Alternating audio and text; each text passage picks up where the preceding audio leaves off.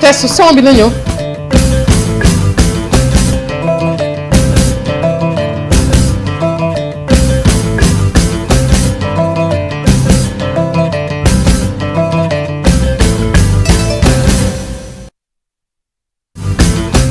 jërë ngeen jëfati ci ànd bi ak télévision Futur Média dalee nag jàmm ci xibaaru marax mi ponk ya ca gën a fës. bureau bu pencu ndawi réew mi nag lànk na ci projet de loi boobu jëm ci rek taral daan yi jëm ci borom ñaari tur yi fii ci Sénégal ndax la ñu jàpp rek moo di ne loi 65-60 bu 21 juillet 1965 dafa daanaka sëgg ci mbir yu mel noonee ba noppi kon amatul daanaka booy xool lees ci dolli noonee la taxee mu mel ni kon daal càkkute fukk ñenn ñi fare ci kujje politique gi nekk ci pencum ndawi réew mi di député daal la ñu doon bëgg mu mel ni dafa xamee ne lu féete boor njiital groupe parlementaire liberté et démocratie moom sax mi ngi ci wax muy Serigne Cheikh Bara Dolly Mbacké moom nag nee na dafa amuk mbetteel ci ni assemblée nationale taxawee ci boobeeb loi SYCODEF nag jox na kàddu gi way jëfandiku yi ci Sénégal gannaaw ab enquête boo xamante ne def nañu ko mu soxal ñetti opérateur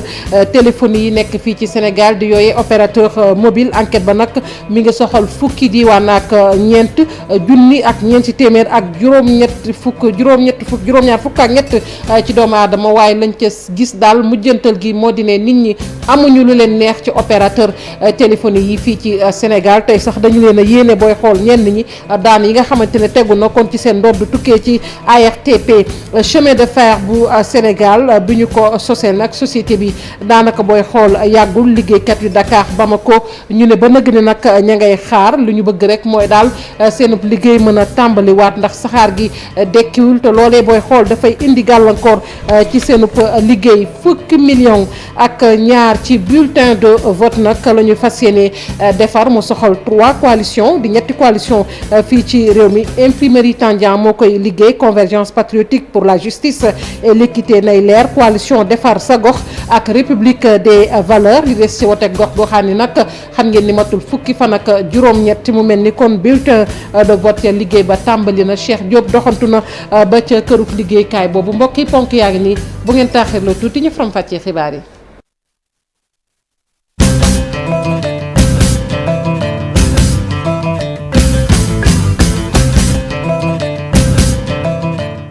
tane nag jàmm ci xibaaru marax mi dañu koy doore rek ak bureau bu pencum ndawi réew mi lànk nag ci càkkutéef gi tukkee rek ci ñenn ci ndawi réew mi doon wax rek nañu daal di criminaliser lu jëm nag ci borom ñaari tur yi charte ba projet de loi ba bureau ba lànkal na ko ni ki tey jilee ndax dañu seetlu sax nag ni nee ñu loi 65-60 bu ñaar fukk ak benn ci weeru sulet atum 1965 daanaka dafa atte ci loolee ba noppi attit xeet yu mel noonu mu mel ni kon tey boobépp projet de loi booy xool dafa sax jarul kon ñu di ko yëkkati ci pencum ndawi réew mi loole nag booy xool mu indi ak jiixi jaaxa tey ji la ci bureau bi nag doon sëgg bu baax a baax Aminata Mbaare Sow moo ñu jàngatal taxawaayu bureau assemblée nationale. proposition de loi bi nga xamoon ay député yi bokk ci kujj gi ñoo ko déposé woon ngir ñu gën a taral peine yi nga xam ni dafa jëm ci ngóorub jigéen fii ci Sénégal finalement du egg plénière ndaxte bureau bu assemblée nationale tey ji ci suba la ñu sëggoon ngir xool ndaxam proposition de loi boobule jar na muy egg plénière am déet waaye ñoom ci seen njàngat jàpp nañ ne am na ay raisons yoo xam ni proposition de loi boobule jarul sax muy dem assemblée nationale ñu koy voté mbaa ñu koy bañ a voté ci noonu nag ñoom ñu ko sukkandiku ci loi yi nga xam ni Sénégal voté na ko ba pare te mu bokk ci loi numéro 65-60 bu 21 juillet 1965 loi boobu sax ñu tëggaat ko ci loi numéro 66-16 du 1er février 1966 loole lépp nag di benn arsenal boo xam ni dañ ko teg fii ci Sénégal muy punir lépp lu jëm ci mbirum góor jigéen wala leneen lépp luy acte contre nature bokk na ci yeneen argument yi nga xam ni membre bureau bu assemblée nationale daal di ñu koy yëkkati ñu wone position bi nga xam ni njiitu réew mi boobaak léegi am na ko ci lépp lu jëm ci dépénalisation wala waxu ngóorub jigéen fii ci Sénégal ñu jàpp ne njiitum réew mi position bu ferme la ci am ndaxte ci ay rencontre internationale sax buñ ko waxee wax loolu le moom mu jàpp ne kenn du ko mës a daganal ci sunu réew ñu jàpp ne tamit lépp luy homosexualité code pénal bi daf ko punir ñu jàpp nag loole lépp nag ay raison la yu tax proposition de loi bi nga xam ni bokk na ci ay député yu ci mel ni Mamadou Lamine Diallo ak ñeneen ñoo xam ne dañoo bokk ci ay association religieuse lu ko mel ni plateforme jàmmi réew mi déposé woon nañ ko ngir ñu tëggaat beneen loi bu bees gën a taral loi yi nga xam ni moo jëm ci wàllub góorub jigéen ñoom ñi jàpp ne loole lu irrecevable la ndaxte disposition yaa ngi fii ba pare. so ni nga ko waxee muy séance plénière boobee bureau bu assemblée nationale wax ni jaru ko ñu koy def ngir mën a sëgg ca boobee projet de loi Serigne Cheikh Bara Mbacké dolli nee na kay dëgg la dañoo war a amal boobee nag plénière ndax mooy tax rek ndawi réew mépp nag mën a xam dëgg-dëgg lan moo nekk kon ca boobee projet de loi moom mi jiite groupe parlementaire liberté et démocratie amuk mbetteel nag tey ci ni bureau bu assemblée nationale taxawee ñu teewlu ko ak Chérif ak Gervais Yao. xam nga ñoom seen lay mooy li nekk ci loi 66 bi lii waxoon na ci waaye bu fekkee waxoon na ci wax ba leerul jàpp naa proposition de loi bi ñu indi moo gën a leer kon su fekkee dañu bëgg lu leer rek waroon nañ ko mën a jàllale mu dem ko conférence des présidents ak commission bu fa jógee dem plénière bu boobaa dana gën a yaatu ñëpp mën cee wax waaye ñoom li ma gis mooy bëgguñu mbir mi am débat moo waral ñu daal di koy yamale tout de suite ci li nga xamante ne mooy conférence des présidents. man maay président groupe liberté et démocratie mais nag ñun suñu teewee dañoo teewal yeneen député yëpp kon tey bu ñu fa indee proposition de loi ci ki ko porté bokk ci sama groupe kon bu boobaa aussi man nit war na ma taxaw pour liggéey pour que loolu mën a jàll mais la am mooy ñoom rejeté nañ ko xam naa nag jombul comme président moom Lamine Diallo moo ko porté woon danañu xoolaat ban yoon lay jaaraat ak nan la ñuy proposition bi parce que ñoom ñoo am majorité mécanique seen majorité mécanique boobu koy suñu d'accord proposition de loi bi nga xam ne ay député dañ koo indi ñoom nañ ne waaw rek su ko defee ñu yóbbu ko plénière bu ñu nee plénière ñu bàyyi député ci seen liberté kenn ku ne xool li ko doy su ko defee bu boobaa nit ki dana def la ko doy waaye man xam nga dafa am loo xam ne man sama diine permettre ma man may d'accord ci loo xamante ne diine da koo bañ. ma ngoog kon gis-gis yi jàpp nañ ni wute na ci boobépp projet de loi ndax député bi tamit di Awa Gueye moom rek ma ngay joxañ baaraam ñi fare ci kujjeg politique gi di sàkku ñu daal di criminaliser boobépp projet de loi moom it ni bureau assemblée nationale doxalee daanaka noonee la gisee ndax jaru ko ci gis-gisam code pénal bu Sénégal taxaw na te loolu ba noppi li gën a am solo moom Awa Gueye nee na nag nanu gën a yar gone yi dañ ci ànd ak Pape Mbaye Diawo. initiative boobu ñu def indi benn proposition de loi damay wax rek ñoom dañuy politique la rek waaye proposition de loi boobu amul sens ndax boo jëlee suñu code pénal dañu ne acte contre nature yëpp dañ koy punir maanaam lu jëm ci wàllu sëy diggante góor ak góor wala diggante jigéen ak jigéen loolu yëpp code pénal daf ko dàq te ku ko def dañ lay teg ay daan yu diis a diis donc yaakaar naa ne amul benn sens ñuy dem di criminaliser li ñu war a def moo ñu yar xale yi suñu biir kër yar leen ci mbedd mi yar leen ba xam ne yenn pratique yi xale yi duñ ko tenté duñ ko def man de xaw ma dina mujj fenn wala du mujj fenn parce que nag dama bokk ci benn majorité mais en tout cas majorité bi ligne bu ñu tracé rek man dinaa ci confiance. ma ngoog kàddu yooyu député Awa Gueye mi ngi ko yëkkati rek ci bi ñuy célébrer bébé de l'année SYCODEV ni ñu ko waxee woon nag jox na kàddu gi waaye jëfandiku yi mu soxal nag ñetti opérateur téléphonie yi nekk fii ci Sénégal ak nañuy doxalee enquête la bu ñu def ci fukk ak ñeenti diwaan yu Sénégal ba ñu ci noppee nag junni ak ñeenti téeméer ak juróom-ñaar fukk ak ñett ci doomu aadama gannaaw ba ñu leen laajee daal ñoom nañu gisee doxalinoo kon opérateur yooyu mooy qualité bi ñu bëgg kon amuñu ko gis nañu ARTP ak daan yi nga xamante ne tegu woon na ci seen ndodd mu mel ni nag ñenn ci askan wi sax dañ leen koo faf yéene dañu ci ànd ak Fatou Bintou Konté Gervais Yao ci leeral. bi ñu déglu coow li am ci diggante ARTP ak ñi nga xam ne ñoom ñooy opérateur de téléphonie mobile yi nekk fii nii ci wàllum qualité de service bi SYCODEV moom dafa dem delluwaat wax ak ñi nga xam ne ñoom ñooy consommateurs yi la ñi nga xam ne ñoom ñooy ndeyu mbilli gi. ba ñu paree déglu loolu yëpp déglu opérateur yi déglu ARTP ñu ne mais boo xoolee ndeyu mbill mi kan la ndeyu mbill bi consommateur bi la usager donc liñ doon carte daal di koy jox ndeyu mbind mi. amal nag benn enquête ci fukki région ak ñeent yi nekk fii ci Sénégal ci échantillon de 1473 consommateurs enquête boobu nag di wane ni li nga xam ne moom moo jëm ci qualité service ci 3 opérateurs yooyu nag des na. fanweeri nit ñoo ci d'accord daal di ne qualité bi baax na xam nga loolu li ñuy tekki mooy 70% maanaam fukk yoo jël juróom-ñaari wedd nañu qualité bu service bi. li jëm ci accès réseau ak internet dafa nekk loo xam ne problème bu mag la ci ñi nga xam ne ñoom ñooy opérateur yooyee. maanaam dafa mel ni fukk yoo jël du tolloo lu jege juróomi moitié bi nee nañu problème bu réseau mooy li gën a tar ci seen problème la ñuy am ñu ne leen lan moo ci tegu 43% téeméer yoo jël ñeent fukk ak ñett nee nañu jot ci internet lu métti la jafe na trop. sanction yi nga xam ne nag ARTP teg na ko seen i ndodd ñoom opérateur yooyu nag askan wi ñu laaj ci genn wàll gi dañoo xam ne dañoo xamal ni ñoom lu mu mérito la. téeméer yoo jël juróom fukk ak juróom ñett yee nee nañu daan yooyu c'est mérité mu am 13% téeméer yoo jël fukk ak ñett yoo xam ne nee nañu li ñu leen daal sax dafa tuuti mënoon nañ gën a yokk sax pour wane rek ñoom sa ñàkk mbégte. SYCODEV nag ma ngay delluwaat di ñaax ñi nga xam ne ñoom ñooy opérateur de téléphonie mobile yi ñu war a mën a taxawal ay mécanismes yoo xam ne askan wi war na ci mën a amal ab recours ngir nag mën a def ay réclamations. ma ngoog lu soxal réclamation yu Fatou Bintou Konté mbootaay gi ëmb waaye jëfandiku yi ci Sénégal ñu ngi doon janoo ak taskatu xabaar yi ci mbirum opérateur téléphonie yooyu sax ci kaw loolu it fas nañu yéene kon gunge bu baax a baax ARTP ci liggéey bi nga xamante ni mi ngi koy def waaye ñi nga xamante ne nag wax dëgg kër yooyu dañ leen a tooñ it nañu fexe ba ñu rek kon indi saafara ci loolu maanaam nañu fay seeni borom bu ko jaree loolee la ñu xamle ñoom waaye jëfandiku yi Papa Djibril Ndiaye moom moo leen jiite ñu teewlu ko ci micro Aminata Mbari Sow ak Mardian. ki kuréel ñoo tënk benn bataaxal ànd itamit def nekk benn say ngir gën a mën a taxawu ki nga xam ne moom la ñuy wax ARTP. ki ci gën a am solo ñu gën ko seetlu mooy ki nga xam ne moom dafa tàmm daf ko baaxoo fi ñu ko daanee faw mu wane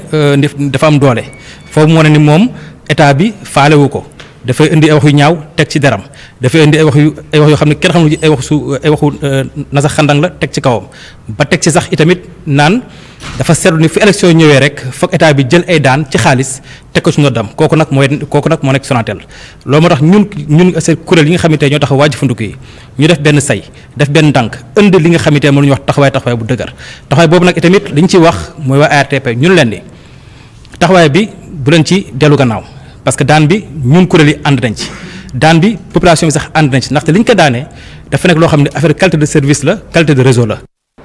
waxoon nañ ko ci ponk yi les chemins de fer du Sénégal kër gu yees la nag nguur gi moo ko samp waaye liggéeykat yi nag ñu ngay yuuxu ndax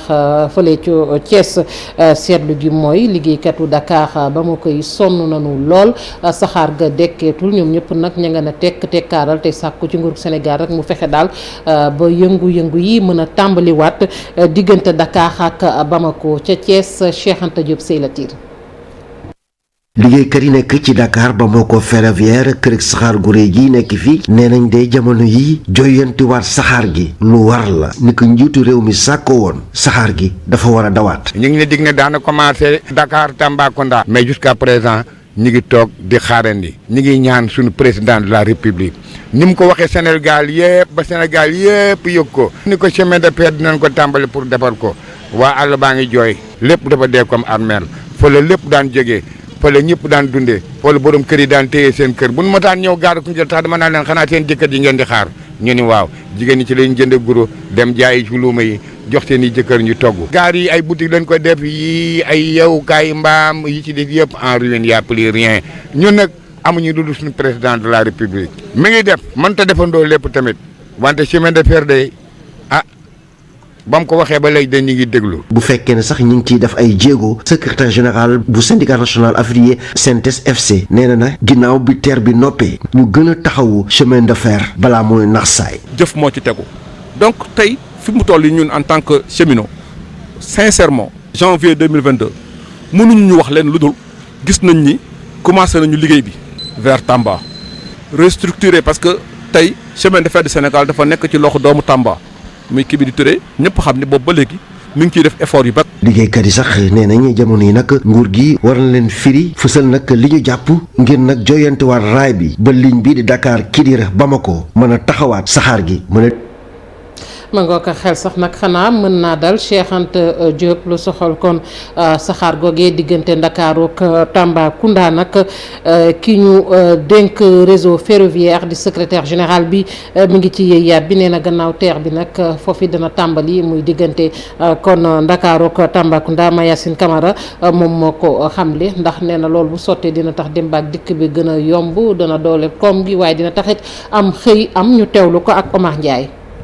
waaw terre bi daw na ça veut pas dire que aussi considéré wuñ tuuti Dakar Bamako bi je pense que Dakar Bamako moom moo gën a intéressé Koungheul et la région de Kaffrine te ñi ngi ci liggéey bi mi ngi avancé dafa fekk rek ne communication bi ñu amoon yëpp ak objectif bi en décembre c'était le TER de Diamniadio Dakar Diamniadio mais incha allah rabbi ci premier semestre mois de l'année 2022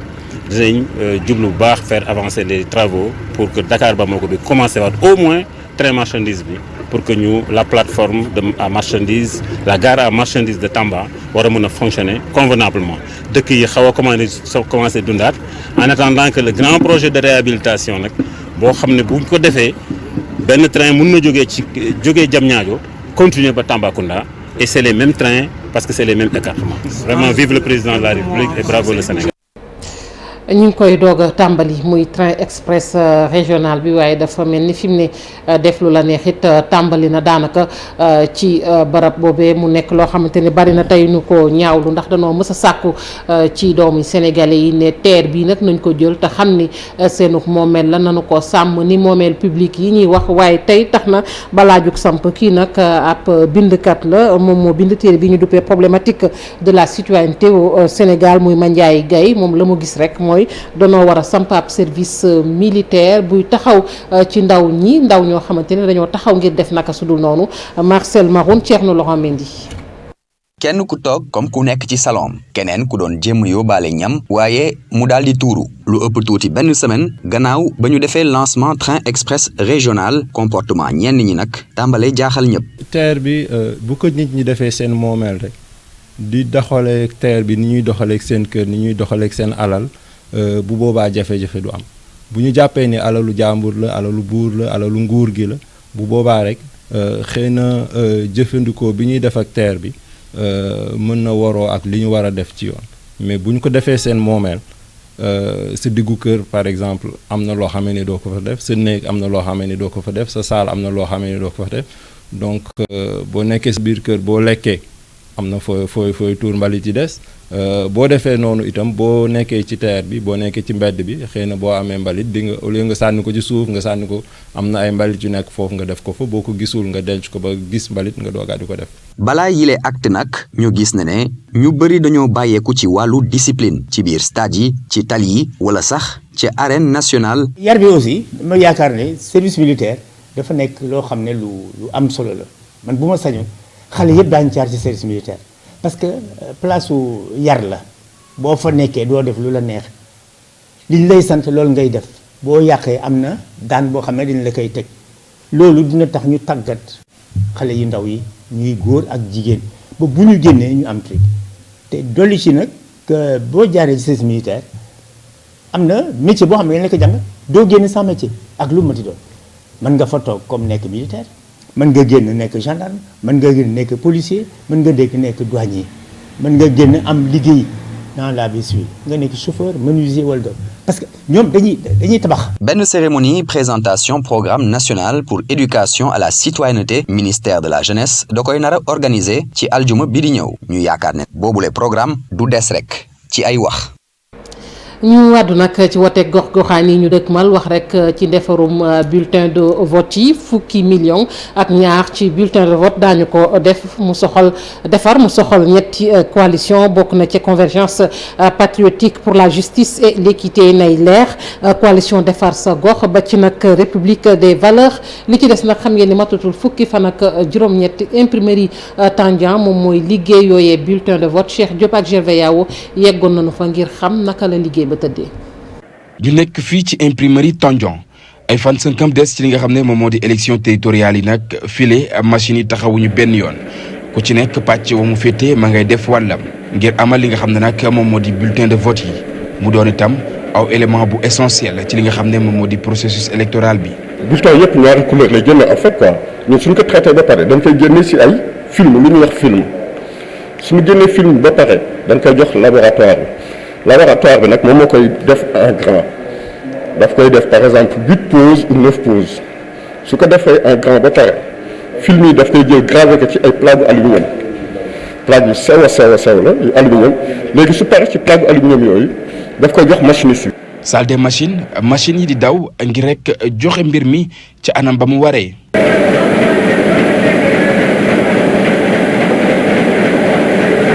file bokk na ci lu ñu fiy defaree nag ñetti bulletin de vote ñetti coalition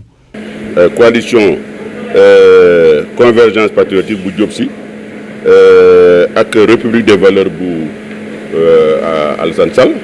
ak defar sa gox bu Adama Faye ñetti coalition yi ça fait à peu près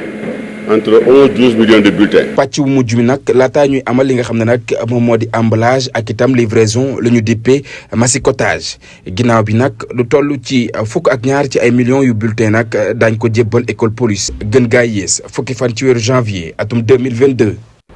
Cheikh Diop ñu koy jaajëfal ñu dem ba fële ci diwaanuk Ziguinchor ak ndaw yu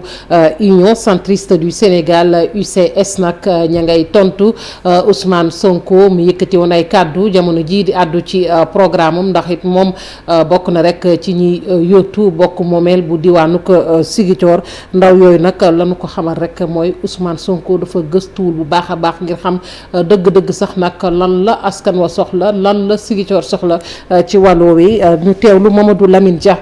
kenn la ci ñoom ak Boubacar Diassi. fan yu ñu weesu rek am na kenn ci candidat yi ñu xam te ñu koy tuddee Ousmane Sonko bu ñëwoon Ziguinchor ni day ñëw présenter programme am pour commune Ziguinchor bi mu présenter li muy wooyee programme ba pare ñun dañ ci am mbetteel dañ ci am lu ñu bett trop parce que liñ doon xaar mooy mu ñëw ak innovation xëj na waaye yàlla dogal ci lim fi wax yépp li ci gën a bëri wala li ci gën a am solo bu fekkente ne mairie bi def ko ba pare mu ngi koy def ci jamono yi ñu toll donc ñuy laaj askan wi lan mooy programme Ousmane Sonko Ousmane Sonko dafa am programme wala Ousmane Sonko daa ñëwoon Ziguinchor pour def publicité wu ay réalisation Ablaye Baldé loolu mooy laaj bi ñuy njëkk a laaj